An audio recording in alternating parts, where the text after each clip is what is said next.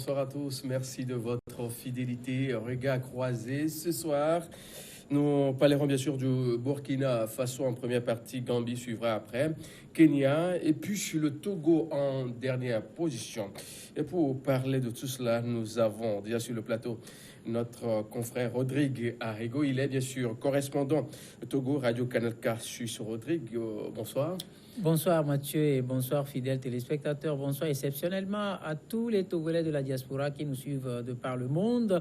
Et sans oublier également les citoyens et citoyennes d'autres pays du monde qui nous suivent également. Et je fais un coucou spécial à Sylvie qui nous suit et toute sa famille qui nous suivent depuis Tourcoing au nord de la France. Voilà. Et tu sais qu'il fait vraiment chaud actuellement. Très chaud, hein. Il y a plus de 40 degrés. Je crois qu'on va leur souhaiter quand même ce qu'on peut appeler beaucoup de courage.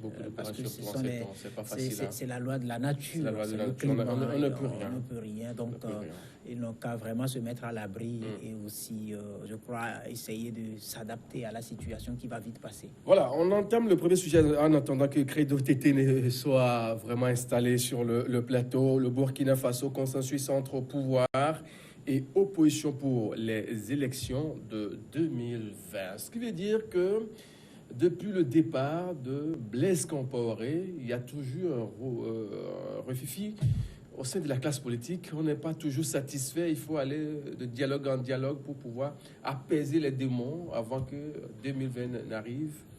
Au fait, ce qu'il faut noter, c'est que le départ de Blaise Compaoré n'a pas été synonyme de la fin de la crise que le pays traverse. Et donc, c'était un fait en soi. Je vais plutôt dire que c'était le début de l'ère nouvelle, s'il faut l'appeler ainsi.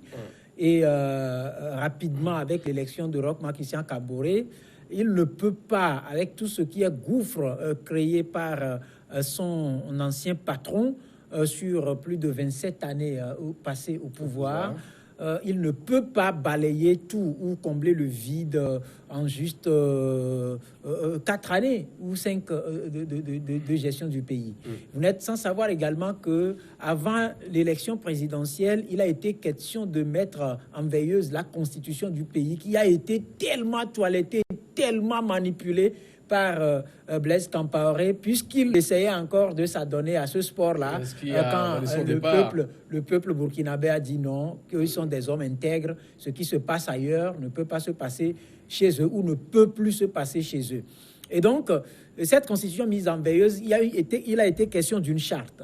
Et vous n'êtes sans savoir que beaucoup d'éléments ont été, je dirais, intégrés au départ de Blaise Compaoré, notamment la tentative de putsch de la bande à Zida et consorts, les Bassolé et consorts. Et donc, à l'arrivée de Roch Marc Christian Kaboré, il fallait faire face à ces réalités. Et faire face à ces réalités, essayer de stabiliser le pays, essayer de réconcilier les acteurs. Tout de suite, le pays a commencé par faire face à la question cruciale de l'insécurité. L'insécurité très grandissante avec les attaques par ici, les frappes par là. Ça n'a pas du tout été facile pour le président. Alors, vu qu'il a fait des promesses qui ont permis à l'époque à l'opposition de le soutenir pour qu'il soit président de la République, il faille qu'il s'inscrive dans la même logique en joignant l'acte à la parole. Vous allez comprendre qu'on parle désormais de consensus sur plusieurs points, notamment les élections couplées, législatives et présidentielles de 2020.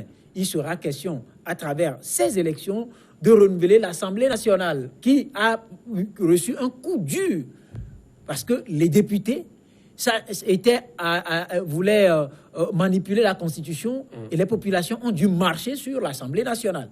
Et donc, il faut aujourd'hui renouveler ou donner une certaine légitimité à cette Assemblée nationale ou cette représentation nationale qui va être recomposée à partir des élections législatives et les élections présidentielles qui vont permettre soit de redonner confiance à Roch Marc Christian Kaboré ou soit de le remplacer à la tête du pays. Donc, je pense que c'est assez stratégique, assez démocratique et c'est assez pertinent ce que l'homme fait en démontrant à toute la communauté internationale et l'opinion nationale du Burkina Faso qu'il n'est pas là pour conserver ou pour une quelconque conservation du pouvoir, mais il veut asseoir des bases démocratiques. Sinon, ce serait sous les tropiques ou ailleurs que, étant président de la République, qu'il fasse bien ou pas alors qu'il n'accepte pas du tout. L'homme n'est pas aussi tant aimé dans le pays. Est-ce que c'est pas tout cela qui amène... Il traîne, vous savez, il traîne des casseroles. Oui. Et le genre de casseroles qu'il traîne, j'ai parlé tout à l'heure de son ancien patron,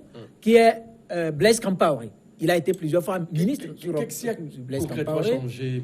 Blaise Compaoré, Kaboré, c'est que sous Blaise Compaoré, il y a beaucoup de choses qui ont changé. Sous Blaise Compaoré, il y avait une armée bis puissante qui brûlait la politesse à l'armée régulière.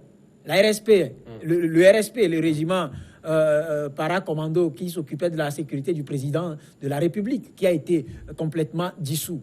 Alors, sous Roch-Marc Christian Kaboré, par exemple, il y a un renouvellement de visage où il n'y a pas ces vieux briscards qui se sont toujours adonnés au jeu de chaises autour de Blaise Compaoré, dans l'appareil étatique. Ça aussi, ça a changé. Avec Roch-Marc Christian Kaboré, il n'y a pas une constitution qui porte en elle les gemmes de division ou de discorde. Donc, cette constitution a été écartée et en lieu et place, il y a une charte pour diriger le pays.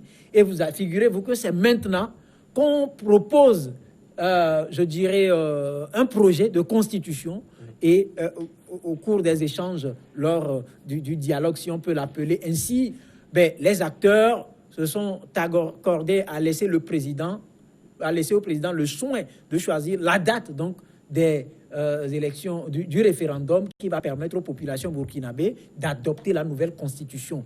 Et sur ça, le seul point, c'est que ces acteurs de l'opposition burkinabé ne veulent pas que ce référendum soit couplé à quelque élection que ce soit. Donc, c'est dire qu'il y a une évolution. Ça gêne, concrètement, quand on sait que l'organisation d'un référendum ou d'un scrutin présidentiel, de législative, c'est tout un tas de dépendances. Non, c'est un peu comme vous prenez par exemple les anges de Dieu qui composent avec un disciple du diable qui se convertit en ange. La méfiance s'installe. Ce n'est pas encore totalement parti. C'est une question de méfiance. Et vous savez également qu'en Afrique, on n'organise pas les élections pour les perdre. Alors, le référendum étant un rendez-vous important, il faille passer par laisser, à mon humble avis, selon mon point de vue, les élections législatives, l'élection présidentielle, pour voir si, entre-temps, il y a une certaine évolution, parce qu'il y a également le code électoral à revoir. Il y a beaucoup de choses à revoir pour voir s'il y a, par exemple, il y a une certaine évolution dans les pratiques. Est-ce que ce sont toujours les vieilles pratiques ou il y a de nouvelles donnes véritables? Donc voilà, ce n'est pas que ça gêne s'il faut coupler, mais je pense que c'est un point important où on va poser une question, oui ou non, aux populations, contre d'autres élections qui vont, par exemple, tourner autour des candidatures. Donc, coupler, à mon humble avis aussi, ce ne sera pas une bonne cohabitation. Quel faites-vous, bien sûr, de cette argumentation selon laquelle l'ombre de Blaise plane toujours sur le pays, ce qui fait qu'il n'y a pas cette cohésion tant voulue qui a fait partie le monsieur, mais il est parti, mais il y a toujours cette discorde-là entre le pouvoir qui est là, à qui on avait cru, et puis on s'est dit, mais finalement, ils nous ont trahis, ces gars-là. Tu sais, moi, je ne parlerai pas de trahison. Nous sommes en politique, il n'est pas facile à l'adversaire de qualifier l'autre, même s'il fait bien. Parce que Roch-Marc Christian Kaboré a hérité de ce qu'on peut appeler patate chaude. Ce n'est pas facile, parce qu'il est appelé à réconcilier le pays, à stabiliser le pays, et au même moment, si on se réfère au témoignage de Blé Goudé depuis la CPI, avec l'entretien qu'il a eu concernant les questions de terrorisme dans la sous-région, où l'ancien patron de Kaboré est cité comme instigateur ou comme parrain de quelques attaques, ou de ces groupes qui inquiètent et qui menacent sérieusement la sécurité dans la sous-région, comprenez quand même que les populations burkinabées se comportent comme ce coq-là qui a été longtemps attaché au pied et à qui on a enlevé la corde qui a servi à l'attacher, mais qui, dans son subconscient, se retrouve toujours dans la posture d'un coq attaché. Donc, figurez-vous que la méfiance ne peut pas être effacée ou balayée du jour au lendemain, comme ça, à coups de baguette magique. Donc, c'est normal quand même que ce peuple soit méfiant jusqu'à obtention d'une assurance que, véritablement, c'est l'ère de changement. À quoi peut-on s'attendre dans les jours qui viennent en 30 secondes? Non, rapidement, moi, je peux assurer que le fait qu'il y ait consensus, vous avez vu, c'est ce qu'on appelle dialogue. Il n'y a pas, par exemple, quelqu'un qui parle et l'autre qui refuse de parler. Les gens se sont compris.